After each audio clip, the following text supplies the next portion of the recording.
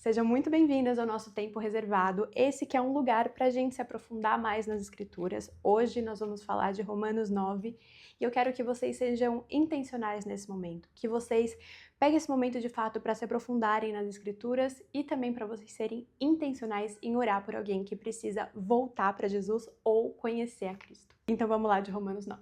Romanos 9, que é onde Deus continua sendo Deus. E Romanos 9 já começa de um jeito bem diferente dos capítulos anteriores, porque Paulo, ele não inicia com uma afirmação teológica, mas sim com uma dor.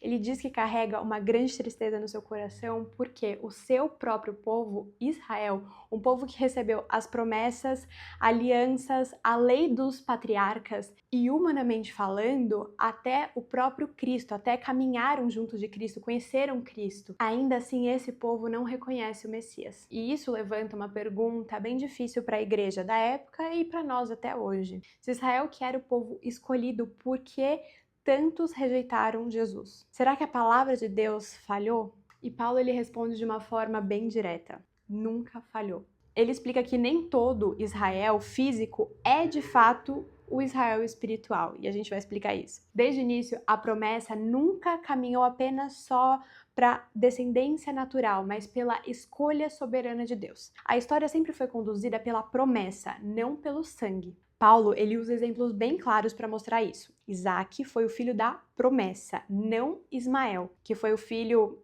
do sangue. Jacó foi escolhido e não Esaú. E ele fez questão de dizer que essa escolha aconteceu antes que qualquer um tivesse feito algo bom ou mal, a ponto de não é o comportamento da pessoa, o ponto é a soberania de Deus. Paulo sabe que isso gera desconforto e antecipa até uma outra pergunta: há injustiça da parte de Deus? E ele responde com firmeza: de modo nenhum. Aqui Paulo, ele não está dizendo que Deus é arbitrário ou injusto. Ele está dizendo que Deus é Deus. A salvação, ela nunca foi algo que o ser humano pudesse controlar, exigir ou até merecer. Ela é dependente da misericórdia divina. Por isso Paulo cita a palavra do próprio Deus a Moisés: terei misericórdia de quem eu tiver misericórdia. E ele conclui dizendo que isso não depende de quem quer ou de quem corre, mas de quem Deus quer dar misericórdia. E em seguida Paulo usa uma imagem que é bem forte: o oleiro e o barro. O barro não define o que vai ser feito, o oleiro que tem autoridade sobre a massa.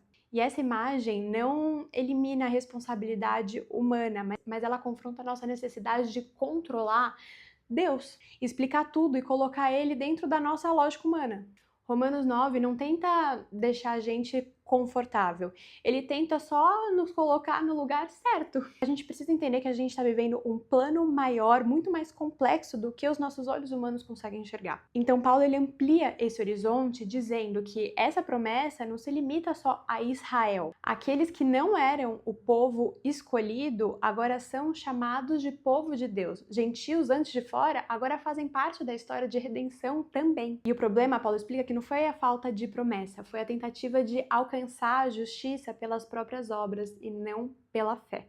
Romanos 9 nos lembra que Deus não perdeu o controle da história, ele não falhou, ele não mudou. Deus continua sendo soberano, fiel às suas promessas e absolutamente justo, mesmo quando ele não é totalmente compreendido. E esse capítulo não é um capítulo para gerar medo, é um capítulo para gerar reverência a quem Deus é. E sim, Deus é soberano e tudo o que ele faz não cabe na nossa lógica humana. Tenha um bom dia.